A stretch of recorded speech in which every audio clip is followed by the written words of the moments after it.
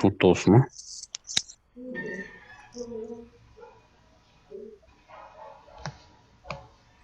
Bueno, seguimos entonces un rato más.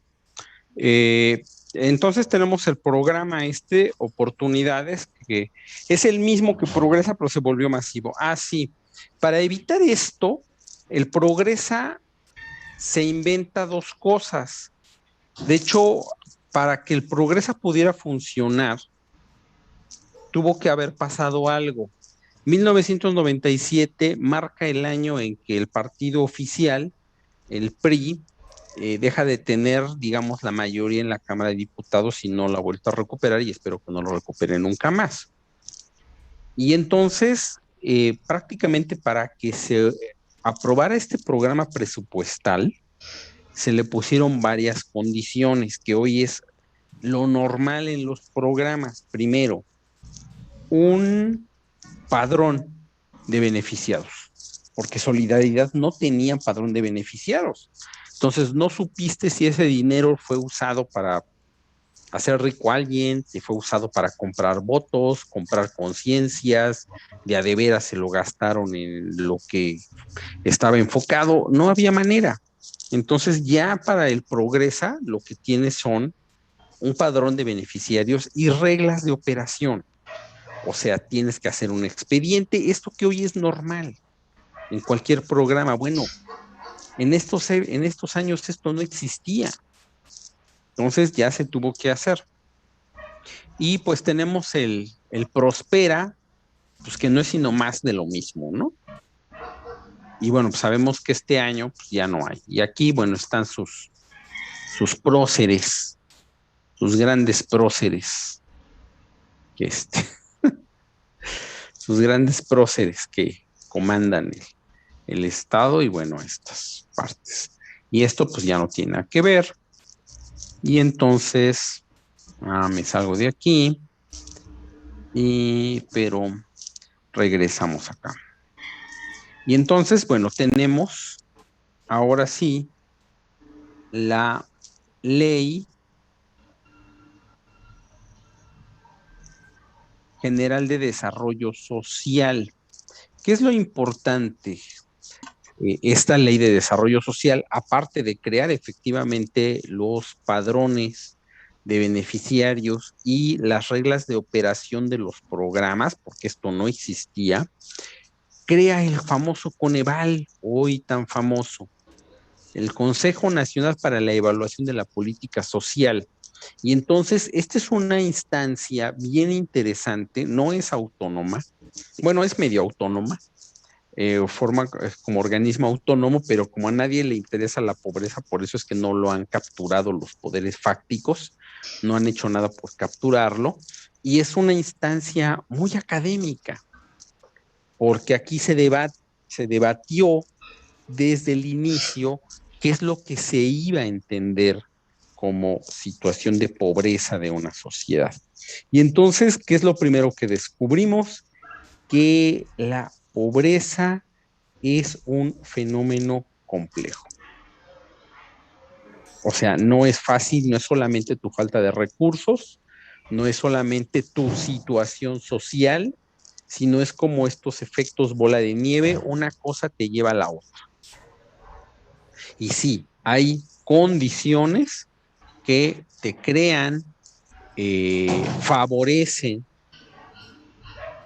que sigas manteniendo tu condición de pobre o que salgas de tu condición de pobre. O sea, la pobreza ya se ve como un efecto del desarrollo social, no es un accidente histórico, como dicen los ortodoxos, sino es un proceso. Ahora, no, yo creo que no se le da importancia y vamos a ver por qué, ¿no? Hay cosas que nos pueden parecer y otras que no. Y entonces dice, bueno, es complejo, es multidimensional y señalan condiciones de carencias. Y entonces hay tres dimensiones que marcarían una situación de pobreza o de pobreza extrema. De hecho, tener 2 de 3 o carecer de 2 de 3 es pobreza y carecer de las 3 es pobreza extrema. Y entonces son bienestar económico, las dimensiones, ejercicio de derechos sociales y cohesión social. O sea, si ustedes se dan cuenta, pasamos de eventos monetarios estrictamente, como el Banco Mundial, a situaciones más de desarrollo social. Aún así, pues hay que medir estas dimensiones y hay que buscar entonces los elementos en cómo vamos a medir estas dimensiones. Y entonces, por ejemplo, el ingreso corriente es una dimensión, rezago educativo del hogar. O sea, vean que mucho de esto tiene que ver con el índice de desarrollo humano.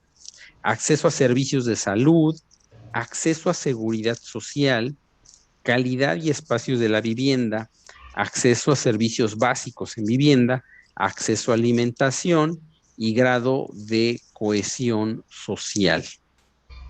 Uh-huh. Y bueno, pues ahí tenemos interesante. Bueno, aquí está la definición oficial. Una persona se encuentra en situación de pobreza cuando no tiene garantizado el ejercicio de al menos uno de los derechos del desarrollo social y sus ingresos son insuficientes. Bueno, ahí está, ¿no? Estás. ¿Dudas, preguntas?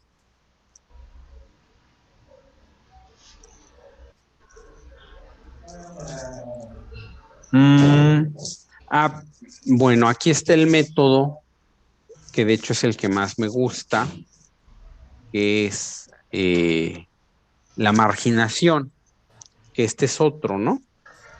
Y aquí está este concepto del estudio de Coplamar, grupos que han quedado al margen de los beneficios del desarrollo nacional y generación de riqueza, pero no necesario al margen de la generación de esta riqueza, ni mucho menos de la condición que lo hagan posible. Entonces, la marginación, vean que son dos conceptos un poco diferentes y un poco unidos, tanto la pobreza multidimensional como la marginación. A mí la verdad es que me gusta más estudiarlo desde el punto de vista de la marginación, porque al final eh, la hipótesis que manejo es que nosotros estamos condicionados por nuestro medio.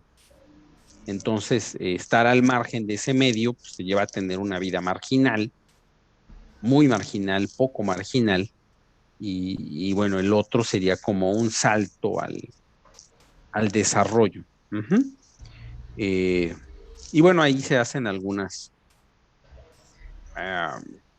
algunas definiciones, algunas cosas, se discuten los conceptos, no tanto cuál es mejor o cuál es peor, pero bueno,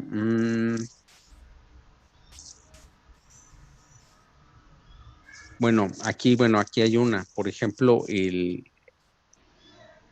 la marginación reconoce como producto de un patrón histórico, de una modalidad concreta de explotación y apropiación del excedente,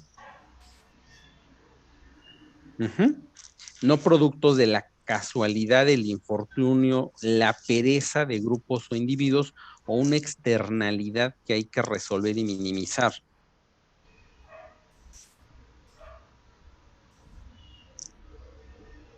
Bueno, ahí hacemos esta discusión y luego nos vamos a ver la expresión en el Estado. Y aquí hay, por ejemplo, ustedes me dicen, bueno, ¿y cómo se mide la marginalidad? Es falta de acceso a la educación, a la residencia, en vivienda adecuada, la percepción de ingresos monetarios y carencias relacionadas con la residencia en localidades pequeñas. O sea, ¿por qué la falta de acceso a la educación? Y hoy este es un gran indicador, ¿eh? Este es un gran indicador eh, muy descuidado, yo considero, muy descuidado. Estaba viendo como ustedes los programas japoneses, el juego del calamar no, porque no me gusta, pero todos los demás sí. Y entonces, pues es uno de los tigres asiáticos famosos, ¿no? Cómo logra en 30, 40 años Corea del Sur, que tenía indicadores similares a los de México, de repente subirse. Y hoy los coreanos del sur pues, prácticamente viven en el primer mundo, pero eran tercer mundo. Y se supone que una de las explicaciones fue que le invirtieron muchísimo en la educación. Ese es uno de los secretos que dicen. Aquí, pues, está raro, que son cosas que digo, yo la verdad tengo que decir, no entiendo. O sea, yo no entiendo que una familia le diga a un joven, oye, tengo problemas en la escuela. Ok, si quieres no vayas. Y el muchacho ya no va. O sea, es cosas que no puedo creer, ¿no? O que, a ver, hijo, eh, pues no sé, salte de la escuela para trabajar. O, si ya no quieres estudiar, ya no estudies. Y aquí en las sociedades capitalistas y en esta sociedad en la que estamos creando, que también está raro porque dicen que los millennials o los trillennials, ya no me acuerdo cuál, estarían dispuestos a tener una vida más tranquila, aunque ganen menos, y que por eso no van a estudiar, porque estudiar les estresa y no tiene caso y no tiene futuro, pero perdón, el capitalismo no funciona así, el capitalismo es voraz y entonces la educación es un gran componente para crear eh, condiciones futuras. Y aquí, bueno, pues es que ustedes están muy bien educados y no tienen este tipo de reflexiones, pero hay en otra etapa de México, de repente las familias veían quién era el más inteligente y sacrificaban a todos para que ese saliera. O sí, solo uno estudiaba o estudiaban los hombres, por ejemplo, ¿no? Porque iban a mantener familia. O sea, había muchas cosas, muchas prácticas sociales cuestionables. ¿Qué pasó, Emanuel? ¿Qué considera que un gobierno, digamos, emergente debería priorizar en el desarrollo de su economía, de su propia industria y que y que después, con el desarrollo del crecimiento, inviertan en educación o primero invertir en educación y una vez que haya, digamos, conocimiento, generar la propia tecnología? Yo no sé qué son, ¿a qué le llamas gobierno emergente? O bueno, un gobierno, digamos, incluso que pueda venir desde la periferia, no desarrollado, digo, de este modo emergente, uno nuevo, por así decirlo, un nuevo estado, o más bien estado emergente, era Estado emergente. ¿Y eso qué es? bueno, pues un nuevo estado. ¿Un nuevo estado como cuál? ¿Timor del Sur? ¿Sudán del Mm, Sur? ¿Timor Oriental? Es un estado emergente, son estados nuevos. El estado mexicano tiene 200 años, no sé si eso sea nuevo o viejo, ¿no? Por ejemplo, bueno, ujú. a ver, creo que entiendo un poco la pregunta, vas a tratar de responder. Híjole, tiene que ver con los modelos de sociedad, tiene que ver con muchas cosas. Por ejemplo, en Cuba, que yo sé que ustedes odian Cuba, como bien pro yanquis que son, priorizan la educación. O sea, y ahí más que priorizar la educación es todos tienen derecho a la educación superior. O sea, no porque seas negro o seas güero, sí o no tienes derecho a la educación. Todos, todos. ¿Tienes capacidad? Ay, pues vete a estudiar. No tienes capacidad, bueno, pues serás carterista o estarás ahí en el malecón haciendo nada. Pero aún así, siempre hay salidas. Siempre hay salidas. Ahí es muy claro que el componente educativo es una cuestión de relación social. Los artistas estudian en la universidad. O sea, por ejemplo, ustedes saben por qué la banda El Recodo no tocó las canciones de, ¿cómo se llama? Las canciones del Coco, de la película. Se la ofrecieron a las grandes bandas primero, al Recodo y a otra banda de estas. Y fueron bandas más bien más modestas las que tuvieron los contratos para hacer la música de la película. ¿Ustedes saben por qué? Porque no sabían leer. Porque no saben leer música. Eran cantantes de oído. Y entonces a lo mejor eso sirve para la fiesta, pero no sirve para las grandes producciones. Se perdieron esos grandes contratos. Pero bueno, ni falta les hace, pero ahí están. Pero de eso se trata. En el fondo de eso se trata, porque pues así no andas haciendo el ridículo. Ujú. No sé si me explico. O sea, eh, ustedes ven a los músicos cubanos en cualquier bar de Cuba y tocan de una manera maravillosa. Científicos cubanos. Yo he estado en conferencias estuve en una conferencia de ¿cómo se llama? De un pedagogo cubano, bueno, nos hizo pedazos, modestos los hombres, pero tienen esa capacidad. Y entonces ese es un modelo, educación para la vida, educación para hacer una mejor sociedad. Y a lo mejor por eso es que Cuba no se ha levantado, porque saben lo que está pasando, no se dejan llevar por las grandes cadenas. Pero pues en una sociedad hay de todo. Entonces, bueno, ese es un modelo. El modelo, el otro modelo, tipo Corea, que le invirtieron mucho a la educación, pero la economía coreana pues, es una economía de mercado con grandes conglomerados. Hay algo que yo he visto en las series y que aparentemente así es la vida y que tiene que ver también con lo del juego del calamar, que allá la gente está súper explotada. Estudian mucho, pero están muy explotados. Es una sociedad con mucho estrés, pero porque crearon capacidades para el mercado, capacidades para la empresa, que es como le gustaría que a los empresarios, perdón, yo sé que ustedes son proempresarios, ¿no? Compañeros del Frena, pero es meter a la empresa a ver, es que los chavos, que venga la empresa y que nos diga qué necesita y formamos a los jóvenes en lo que necesita la empresa. ¿Y qué es lo que necesitan las empresas? ¿Gente que piense? No, gente que obedezca, gente que sepa hacer las cosas, gente que no cuestione, que es un poco como los compañeros de derecho, ¿no? Así les gusta a las empresas, pero pues así no nos gusta a otros. Creemos que la educación debe servir para otras cosas. Entonces, es imprescindible. Y fíjense, aquí tiene mucha razón,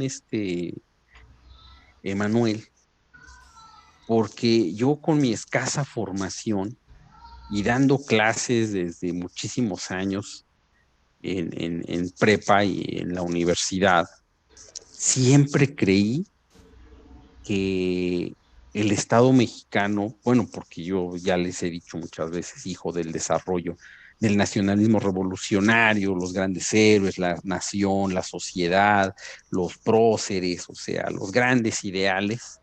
Y siempre creí que así era la educación que le daba a todo el mundo, pero no, me equivoqué. Y mis alumnos siempre me han dicho, no, es que el gobierno quiere que la gente sea ignorante. Y después de tantísimos años me tuve que rendir y decir, no, pues tienen razón.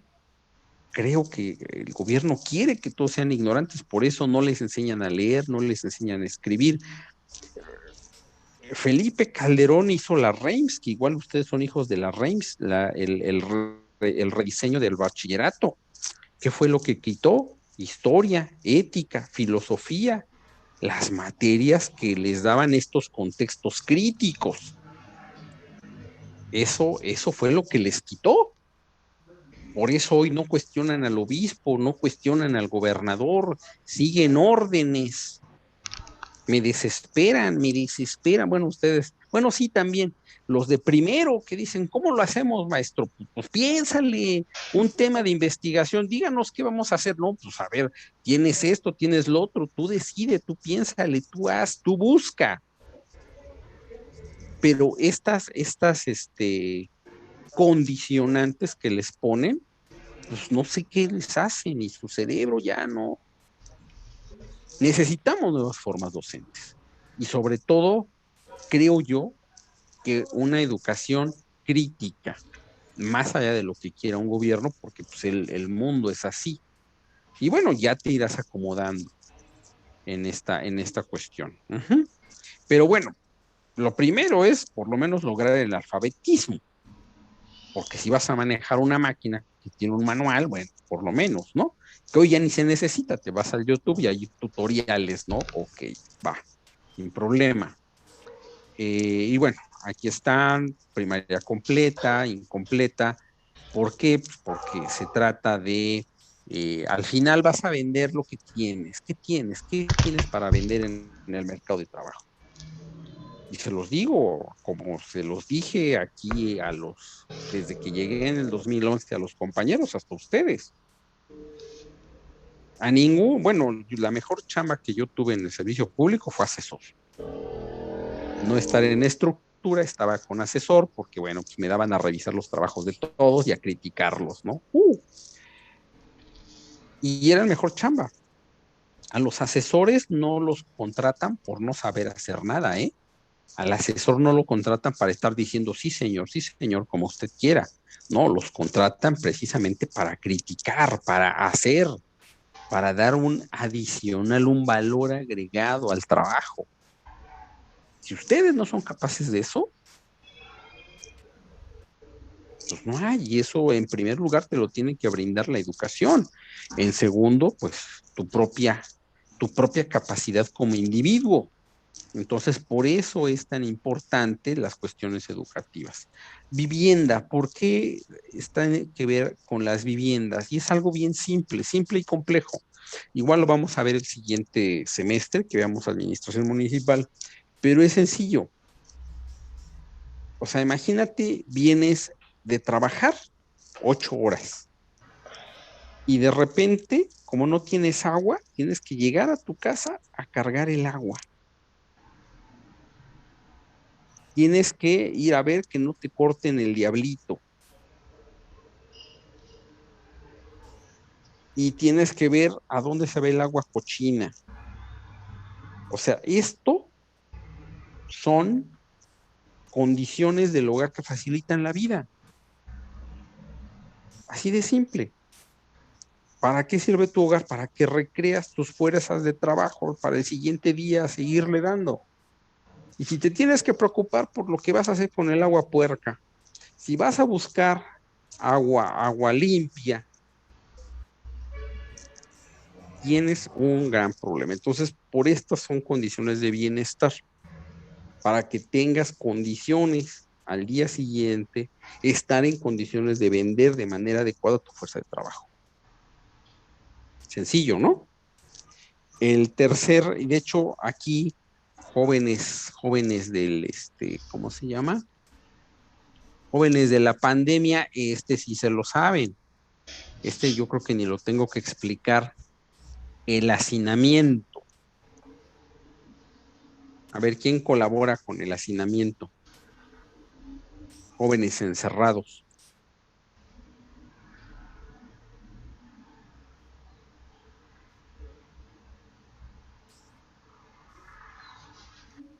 ¿Qué pasó? ¿Nadie? ¿Nada? Uh-huh. ¿Saben qué es el hacinamiento? Hola, hola. Es como No. mantener a un grupo de personas en un mismo lugar, ¿no? O sea, Ok, perfecto. ¿Y qué provoca eso? problemas, a fin de cuenta. ¿Qué Marginación. problema? ¿Eh? Marginación. Más abajo que eso. Ese es estructural. ¿Qué le provoca el hacinamiento a una familia? A un individuo. Bueno, ahí se nota, qué bueno, me alegra que no lo sepan porque entonces no están en condiciones de hacinamiento. El hacinamiento es una problemática social que crea violencia, cercanía. Los seres humanos necesitamos tranquilidad. De repente somos seres gregarios, pero también requerimos momentos de soledad. Y estar todos así metidos en un cuarto, pues te genera, es una situación estresante. ¿No saben que han aumentado los divorcios en esta pandemia? ¿Y por qué creen? Porque me encanta verte. Por favor, jóvenes. También la violencia intrafamiliar. El hacinamiento es el primer factor de violencia intrafamiliar. Así. La desesperación y el estrés de estar todos juntos ahí es hacinamiento intrafamiliar. Es un gran problema, ¿eh? No, o sea, puede ser anecdótico, pero es un gran problema el hacinamiento, problema social. Bueno, piso de tierra, pues se está hablando que no hay condiciones y menos de 500 habitantes. Esto quiere decir que localidades apartadas, que tiene dos componentes. El primero es que tú tienes que gastar más recursos para ir a tu centro de trabajo o a tu escuela. Dos, pues el esfuerzo que te significa ir y también la falta de acceso a un conjunto de beneficios o de benefactores que están en ciudades pequeñas o en localidades más grandes, que pueden ser desde cuestiones culturales, cuestiones médicas, acceso a bienes de consumo básico, intermedio, etcétera. O sea, estar en una localidad lejos te genera esas condiciones de desventaja. Y obviamente el componente de los salarios mínimos. Con esto se hace un combo o sea, se hace una combinación de indicadores y se crea el índice de marginación que muestra la intensidad global de las condiciones de la situación socioeconómica concreta y lo que está creando. Cristina. Disculpe, pero por ejemplo, nuestros trabajos de esta materia podemos hacerlo sobre la pobreza en Guanajuato. Este trabajo es sobre la pobreza en Guanajuato. No, o sea, de nuestros trabajos de investigación de la materia. Pues sí, de hecho igual sí lo puedes hacer, pero también este trabajo es sobre la pobreza en Guanajuato. Lo dejo hasta aquí, lo seguimos desarrollando a la vez la clase siguiente. En un momento les paso el artículo. De hecho, este artículo está publicado en un libro, a lo mejor ustedes lo tienen, es un diagnóstico, es uno morado. Lo regalamos durante muchos años, es un libro gordo, un diagnóstico de la situación socioeconómica que lo coordinó el doctor Barrientos. Si no, no se preocupen, yo les mando el artículo en un momento. ¿Sí? Se nos acabó el tiempo. Gracias. Muchas gracias. Gracias, profe. Nos Buena vemos. tarde. Igualmente. Que estén bien. Gracias.